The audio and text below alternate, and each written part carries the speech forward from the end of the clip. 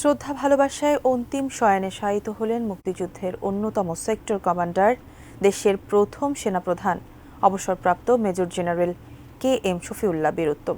বিকেলে রাষ্ট্রীয় ও সামরিক মর্যাদায় বনানী কবরস্থানে দাফন করা হয় তাকে। এর আগে সেনা সদরের কেন্দ্রীয় জামে মসজিদে তার জানাজা সম্পন্ন হয়। সকালে ঢাকার সম্মিলিত সামরিক হাসপাতালে মারা যান তিনি। বাঙালিরা যে কি করতে পারে সেটা তারা ৭১-এ প্রমাণ করেছে। মুক্তিযুদ্ধের সেক্টর কমান্ডার KM শফিউল্লাহর জন্ম ১৯৩৪ সালে নারায়ণগঞ্জ জেলার রূপগঞ্জে। মুক্তিযুদ্ধের সময় তিনি ছিলেন জয়দেবপুরে ২য় ইস্ট বেঙ্গল রেজিমেন্টের মেজর। তার নেতৃত্বেই এই রেজিমেন্টের বাঙালি সেনারা বিদ্রোহ করেন। মুক্তিযুদ্ধের শুরুতে শফিউল্লাহ ছিলেন ৩ নম্বর সেক্টরের কমান্ডার।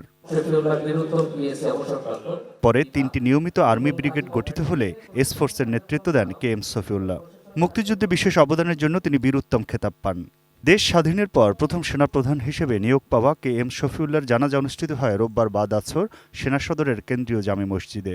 এ সময় সরকারের ২ জন উপদেষ্টা এবং সেনা, নৌ ও বিমান বাহিনীর প্রধান জানাজায় অংশ নেন। এছাড়াও ৩ বাহিনীর সাবেক কয়েকজন প্রধানসহ সেনা, নৌ ও বিমান বাহিনীর ঊর্ধ্বতন কর্মকর্তারাও অংশ নেন।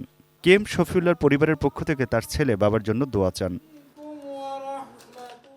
একনল হ্যান্ড ওয়াশ ১০০% প্যারাবেন ফ্রি, তাই নিরাপদ হাতের জন্য আস্থা রাখুন একনলে। ১৯৭৫ সালের ২৪ আগস্ট পর্যন্ত সেনাপ্রধানের দায়িত্ব পালন করা KM শফিউল্লাহ ১৯৭৬ সাল থেকে ১৯৯১ সাল পর্যন্ত ১৬ বছর বিভিন্ন দেশে বাংলাদেশের রাষ্ট্রদূত হিসেবে দায়িত্ব পালন করেন।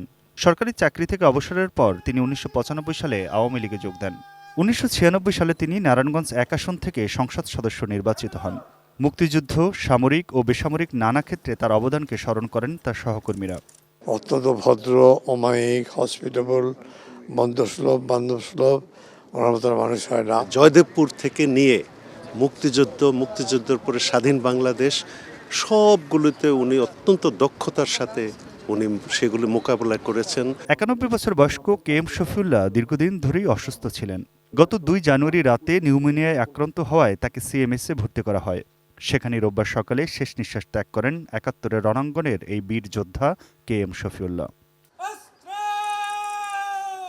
Aminul Islam, ATN news, Dhaka.